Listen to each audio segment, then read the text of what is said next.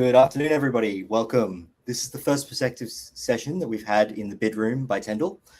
The bid room is where we bring together people across the tender ecosystem to talk about how this world actually works. Buyers, suppliers, advisors, operators. The goal is really simple: to surface practical insights from people who sit on the different sides of the table and wrap their heads around the process. Today, we're focused on the buyer perspective.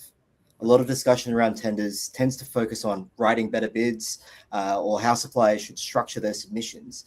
But ultimately, the decision sits with evaluation teams.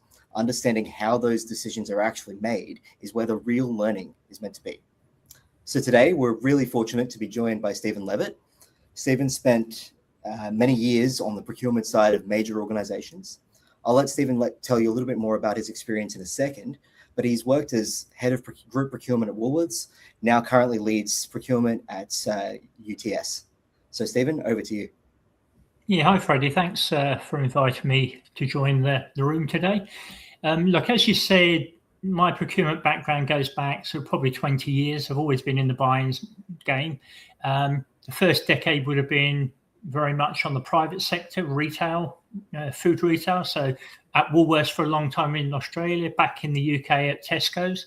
And then when I finished at Woolworths, I moved across to the public sector. So that was a series of jobs in government, water utility, and then also a couple of universities. And I head up the team at UTS today. Terrific. Thank you so much for joining us. We've got a couple of questions together, so we'll dive into those shortly. But yeah, just wanted to say thank you very much for jumping on board, and to those of you that have joined us on the stream as well. This is the first of a number of these series, so we're really excited to have you on board with us. I guess I'll just jump straight in. So the first question, Stephen, from a buyer's perspective, what signal tells you that a supplier is truly understands the opportunity before they submit a bid? Yeah, look, this is a tricky one because from a supplier's point of view, you often don't have any contact with the buyers at all. So how to create that impression, I think, is about market presence. It's about knowing who the big buyers are, making sure that you find avenues to get to them. And either that's trying to connect with them directly through LinkedIn, connections, things like that, or trade shows. If there's a show that's relevant, that's the only way that you're going to get that presence. And then from a buyer's perspective, when you hear that name come up in a tender scenario, you go, okay, I'm aware of them. They've got credentials. So it's quite difficult to do the the pre-warming up. It's more about when you submit the tender that you start to really see how strong a supplier is. Yeah, that makes a lot of sense. And we've seen some horror stories of when people do it the wrong way and, over outreach during a bid process or those sorts of things. So it's really critical that we get that perspective from you. I think that's an important bit, Freddie. With procurement, when it's run properly, once you're into a tender process, you can't talk to the procurement team. They will actually shut the door and go, guys, there's a proper channel, you need to come through. So the only time to do that pre-warming in is the months or the years beforehand, understanding when that buyer's likely to go to market. So your market intel is really important, just to go, do I think they're even going to take that category to market this year? And therefore I should invest a bit of time in trying to connect with them. Yeah, that makes sense. And as you said, the right way to do it, close that door and stick to the process. It's something that rankles a lot of suppliers when they haven't experienced that before, if they don't do a lot of bids, because it's very different to your typical sales process. So that makes sense. Next question. So when you were evaluating bids, what was the early signals that suppliers had generally understood the problem, and rather than just answering questions on the page? I think when you're looking at bids, you've probably got two very different arenas. You've got the private sector, which is often a lot less formal, and they don't have rules and regulations that they have to follow. And then you've got the public sector, which is mandated that they have to go to market every 3 or 5 years. They have to follow a certain process. They have to go often for open bids. So depending on which market you're tapping, you'll get a different level of, I wouldn't necessarily say professionalism, but the rigor that you have to go through. So looking at my more recent background in public sector, if there's a mandatory section to a tender, answer every question. That if you don't, then they will be like robots. They'll go through and go, you didn't tick the mandatories, you're out. You don't even get a look in. So I'd go as far as saying that with the mandatories, even if it's borderline and you're not sure you absolutely meet the criteria, say yes and then explain it later. If you say no, you don't get a chance to explain it. Then once you sort of go into the actual tendering process itself, if they're asking you for sort of to demonstrate your capability and your capacity, be aware of how big the account is you're going for, and do you really have the capability to take on that size of an account? Because it will come out quite quickly if somebody looks and says, you're so small, we're never really going to award you the business. They may go through the process. You may spend a lot of time in the bid knowing that at the end of it, unless you're prepared to share the outcome with another player, you may not get a look in. So I think that's something which is be realistic with yourself. The quality of the submission will come through quite quickly. So again, it's about completeness, not just the mandatory sections, but if they ask you information in any area, fill in all of the questions, even if it's quite light touch. You need to be demonstrating that you're trying to give them everything that they want. And one thing which people may not be aware is that when you run in a tender, you always have evaluation criteria that you should have agreed before you go to market. Those criteria, if you're a government organisation, they actually are required to tell the suppliers what criteria you evaluate people against. They won't talk about the weightings and how much weighting you're giving to each criteria, but they subconsciously, when somebody's pulled together a list of criteria, you could bet that the top one is probably the most important and all the way down. So you could read into that.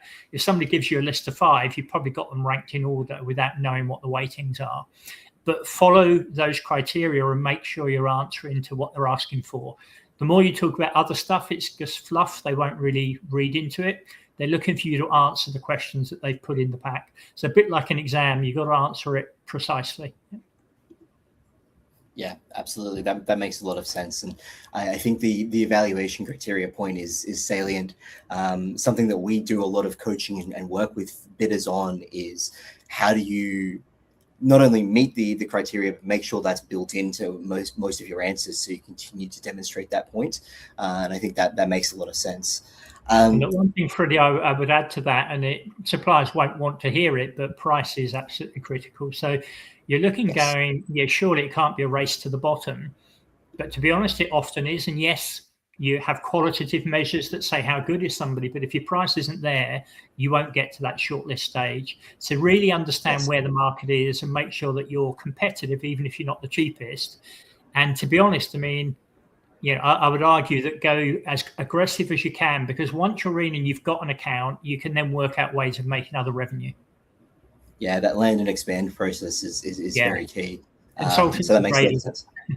Yeah, absolutely. And hence why they've gotten so big, right? It's really interesting that you say that too, because the going back to one of your previous points, the sort of mandatory criteria piece always starts with pricing, and a lot of organizations go, well, we've met the mandatories, so we can inflate the price, or we can do something there, but you've just told us the exact opposite. But an example in the mandatories where you might be a smaller organisation and the government will go, I need $10 million public liability. And you go, well, hang on, we've only got 5 million.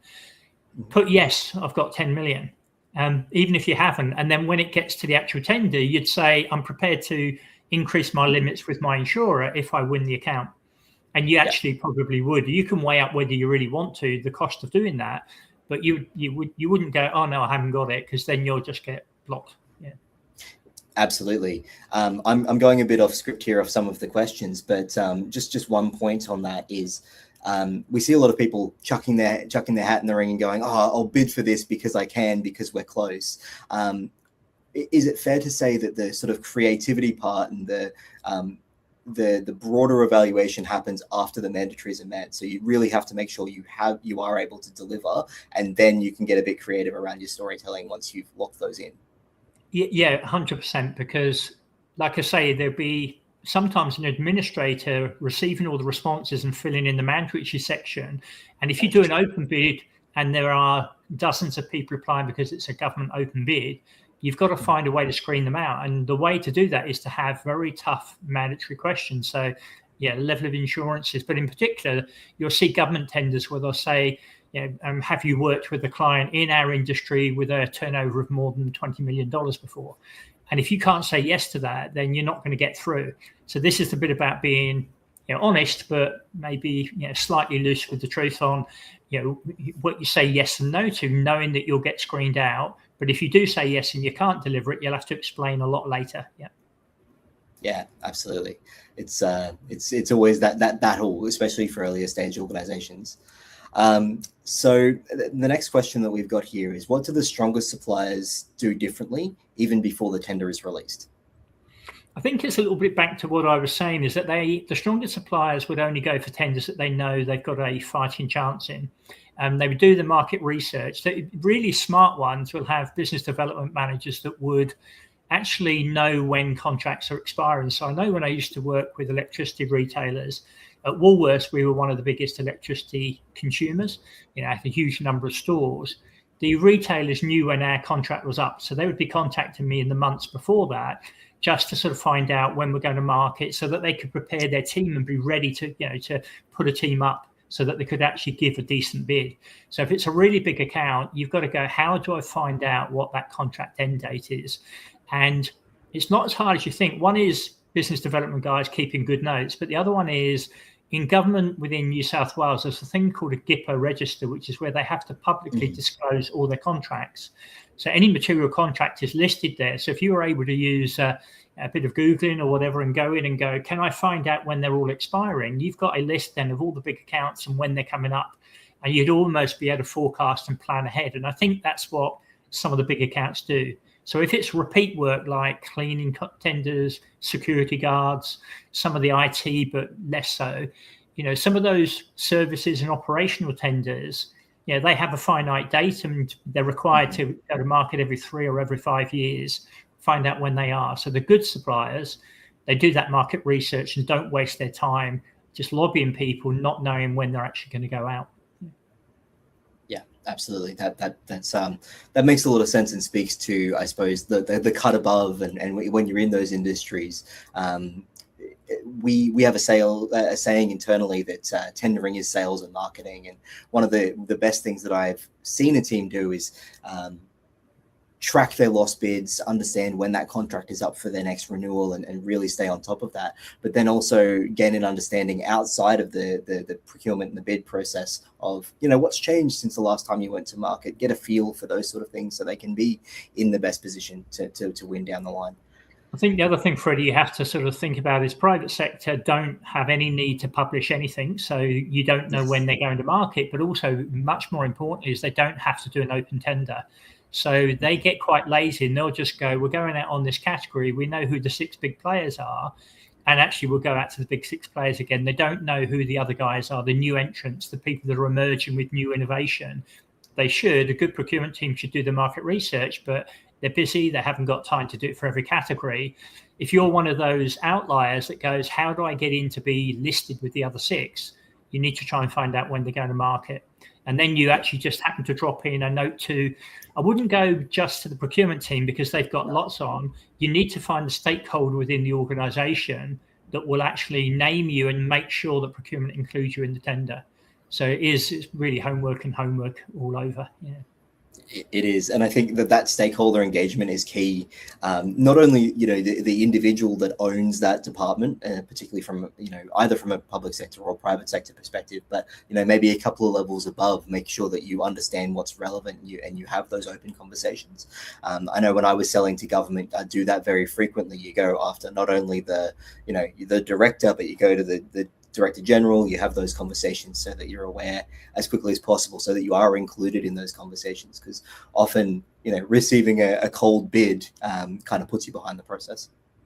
Yeah, and look, the only problem with going really high, it's good because they may have an influence and say, but often it's the middle managers that are doing the doing. They're the ones putting together the market research. They're the ones deciding which suppliers get brought in. So, the guy that's the head of cleaning rather than the director in charge of facilities, the head of cleaning is the guy that's going to go, who do I actually choose? Who have I worked with before? That's the other thing is, who have I worked with before? If you have worked with other clients and they've moved, that's a great opportunity. They know you, they've moved to another organization, follow them. Yeah. Yeah, absolutely.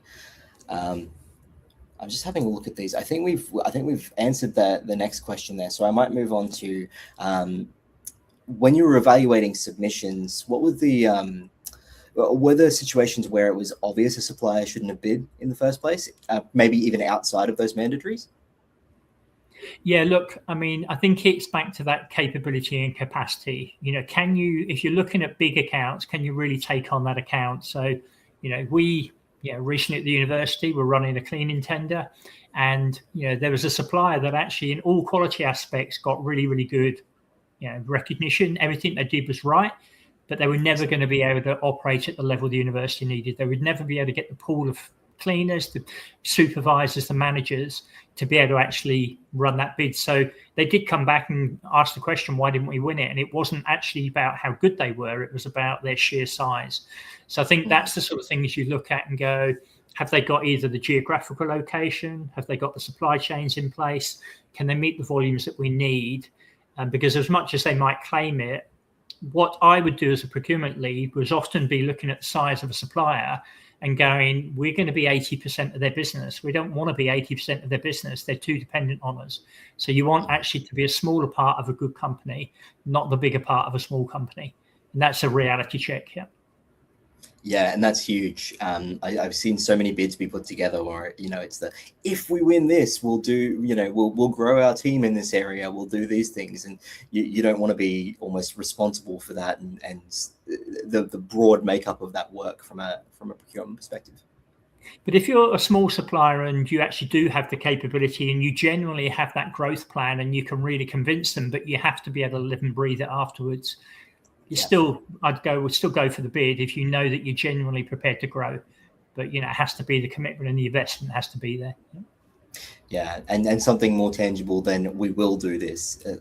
We've got these relationships in this area that allow us to provide these things. That sort of stuff would be really. I think the other thing is, so how do you sort of get that front foot is demonstrating that you've worked in the sector. So if you're a university and you're going to market, anybody that's worked with other universities, they know the nuances, they know the quirkiness of universities, and the difficulties we have.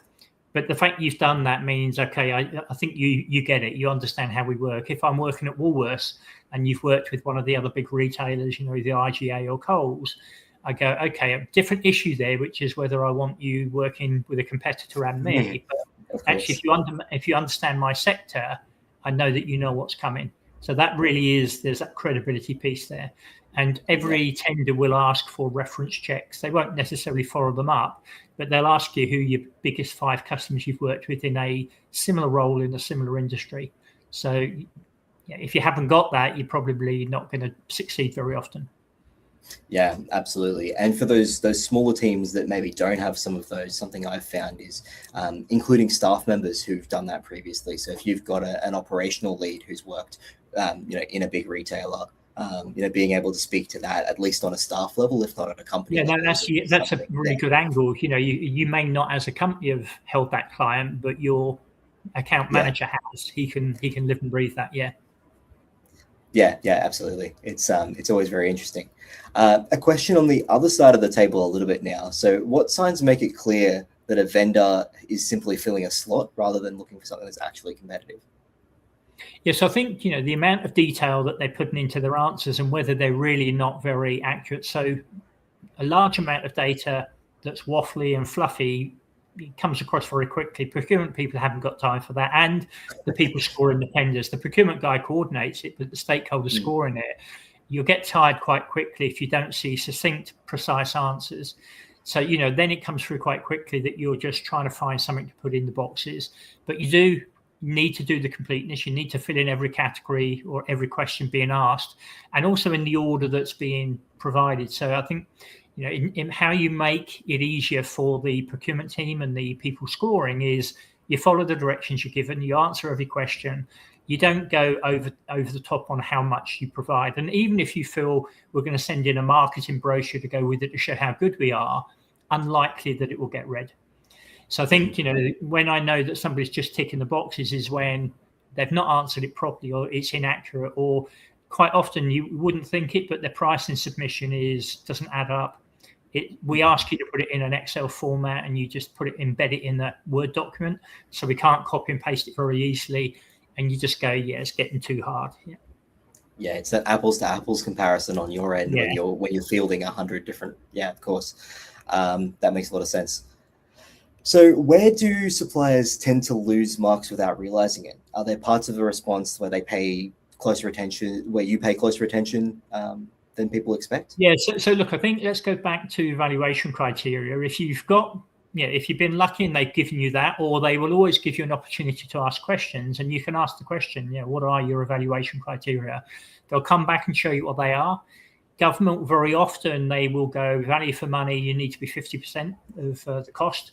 There are exceptions if it's consulting or very high skilled roles where it won't be, but assume that price is going to be very, very key. So therefore, explain your pricing really well.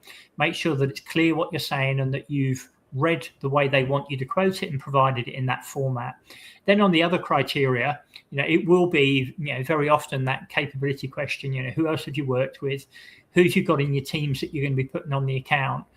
Devote a lot of time to those big questions, because that's where the weighting will carry the most. There will always be questions around, social responsibility, environmental, indigenous. If you've got those credentials, put them there, because government organisations want that. They want to be able to reward that. But the truth is that the actual weighting percentage will never be very high. So it's not going to win and lose you a tender. But if you're marginal and you're neck and neck with somebody else, it might be what puts you over the edge. But focus on the top 2 or 3 criteria and answer them really well. Yeah, absolutely. That makes sense. It's always interesting. On the other side of the table, we go, oh, this is a must-have. These, very, very low-rated criteria and those sorts of things. We spend a lot of time saying, oh, I've got to be a local supplier, or I've got to have this. Whereas, as you said, that might just be enough to tip you over the top. So that makes sense. Yeah, it's not often going to be the winning piece unless they put it in the criteria. If they go, we are looking for a local supplier, then okay, great, you're in. But usually it will be in that lower end. Yeah. Yeah, of course. I think we've answered the next question as well. So I'll move on to an interesting piece, and probably a topical one, which is, with AI making it easier to produce polished responses, what actually separates submissions that score highly from those that just read well but don't demonstrate capability? Yeah, look, I think we would not have an issue with AI responses if they've been proofread and they're clear. So if you're putting in a load of content that's just come straight from an AI extract, look, we've all got to be diligent and make sure it reads well. On the flip side, we're using AI to write specifications and scope of works. So if you actually read it and it doesn't look right, flag that in your questions. There's a lot of times where we would run a tender with a stakeholder who's given us a very clear specification. But actually, when we then go to market, the suppliers all come back with the same questions going, you didn't explain it properly. We don't really know what you want. So the flip side goes, if you're answering with AI, are you actually making the same mistake, which you're putting in information that's not really answering the question properly? But we're not, we don't mind seeing, sort of AI answers that are well articulated. Ultimately, though, it's still back, facts and evidence. Can you actually prove that you can do what we're asking you to do? Can you deliver on the account requirements? So it doesn't matter how well it's written. If your answers are wrong or your cost is through the roof, you're still not going to get there. Terrific. Some more subjective questions. So what's the most common misconception suppliers have about how tenders are evaluated on your side of the table? I think one thing is suppliers will often think the incumbents got it in the bag, that we're going through the motions, that we're running an activity because we have to run an activity, and that we're still going to give it to the incumbent. And that really is not the case. A good procurement team will always be trying to challenge the norm. In the private sector, you wouldn't be going to market if you actually liked your incumbent, because you're not required to. There's no mandatory requirement. In government, it pretty much say you can only extend a contract for a certain amount of time. But if you look and see that a big government contract's going to market after 3 years, invariably they'll have an arrangement which is 3 years plus one to give you the chance to extend. If they're going at 3 year point, they've got a reason for doing that, and it could be pricing's got out of control. It could be delivery's not been right, the customer service isn't right. So I think the misconception is that an incumbent has an advantage. It could actually be a signal that they want to move the incumbent on. Now, they will always invite the incumbent because good procurement practice is you need to give them the opportunity to correct any errors or problems they've had with the account. But like I say, don't assume that you can't unseat an incumbent because, like I say, there could be other circumstances you're not aware of. And again, it could be a bit of market data tells you, market media stuff, what's going on within an organization, and you can see where there's been a problem. I think that particularly from a government side of things, that 3+1+1 is something that's very often misunderstood. So having that opportunity to understand that and track that is really key. Quite often, I've gone in up against an incumbent when I've been running a bid, and I've been told I have no chance. And then all of a sudden we're in the running because, as you said, something's gone haywire down the line and there's been an issue. So I think tracking there's a key question that you can ask because, like I say, they should always offer you the opportunity to raise questions. And one of them might be, what is your organisation looking to change in the way it's currently working with the incumbent? So that's sort of throwing something out there, and you can actually tease what are they really looking for. And so if you start to ask questions, now it should be in the evaluation criteria, but you're asking them specifically to come out with it. Now, the only thing is that usually questions are shared with everybody. So if you've asked a question and they give you an edge, it might give everybody else that edge. And the only exception to that would be if you're asking something that's clearly a point of IP or innovation. So if you say, we've got some ideas which we'd rather not share with the rest of the sector, but we have some ideas, and you can say what they are in the questions.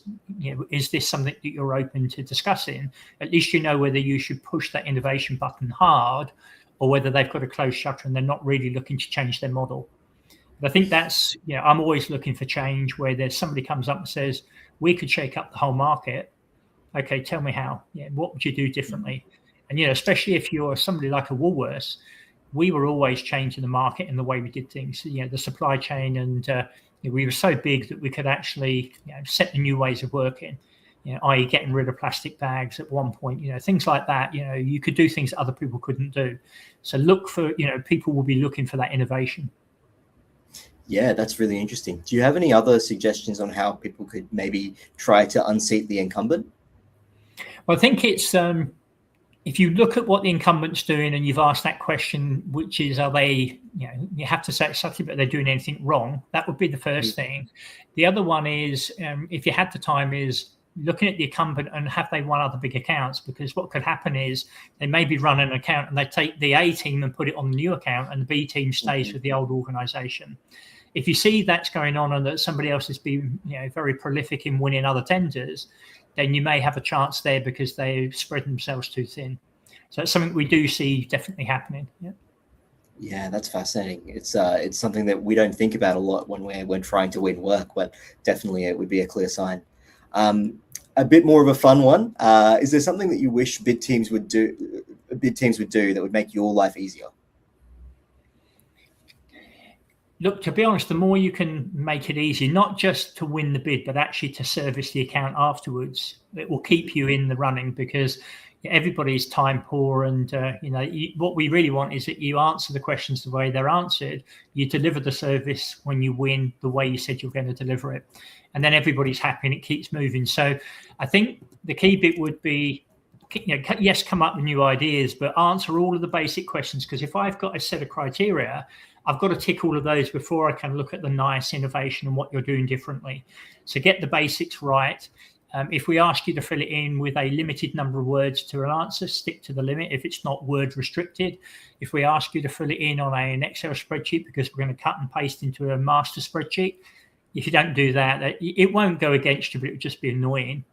And then ask really smart questions because, as I've said, if you spot something in the scope of works that's been put in the tender and it's not clear to you, that it's probably not clear to the other suppliers. And if you point that out and go, I'm not sure that you've covered this properly, one that I've been out on before when you're looking at electrical services within an organisation and the whole specification was around preventive maintenance. But actually, what about the reactive maintenance? They'd forgotten to include it, but it's part of the spend. It's going to be part of the overall account. If you spot that and just go back and go, well, you've talked about preventative, what about call outs, what about reactive? If you spot a gap in the scope of works or the specification, you're not being smart, you're actually genuinely showing a gap they should have closed themselves. Yeah, that's really interesting, because I think there's a bit of hesitance on our end from a supplier perspective in terms of saying, oh, well, clearly they haven't asked this question for whatever reason, or I don't want to put myself offside by asking that. So it's fascinating that you kind of push back on that, which is really interesting. I think that's all we've got time for, and I think we've hit time perfectly. Steve, do you have any sort of final thoughts or anything you'd like to share with anybody before we jump off? Look, I think market presence is a key piece. So get your name out there. And it's very hard because procurement teams usually won't accept any hospitality lunches, coffees and stuff like that. So it's not, and even the stakeholder group shouldn't be doing it. So it really is presence at trade shows, events, where there's an opportunity to speak. So the more you get known within the market, I think that's going to help you. But then it really is identifying the bids that you should be going for, because there's just no point. One of the questions that they probably won't answer is how many people are you inviting? If you can see it's a select tender, then it's really worth going for. If it's a big government tender, or it's something on TenderLink where they pushed it out to 2,000 people, unless you really know that you're a market leader, just go, is it worth your while? So I think be selective on what you go for, because then you avoid me on the receiving side, getting a bid that I know is never going to go anywhere. So I think maybe is that, again, it's always back down to the amount of homework, market research you do to pick the right bids to go for. Terrific. I think those are strong words to leave us with. So thanks very much, Steve. We really appreciate your time. And for those of you that have dialed in, really appreciate it as well. This, as I said, is our first run of the series, the Perspective series. And we'll actually be rolling out the Bidroom community sort of off the back of this as well. Please keep an eye out for an email that speaks to the Bidroom, gives you the opportunity to ask questions before the next call that we jump on, and has an invite to the room as well. We'd really encourage you and love to have you as part of the group. So thanks very much for dialing in. Appreciate it, and have a great rest of your day. Thanks, Freddie.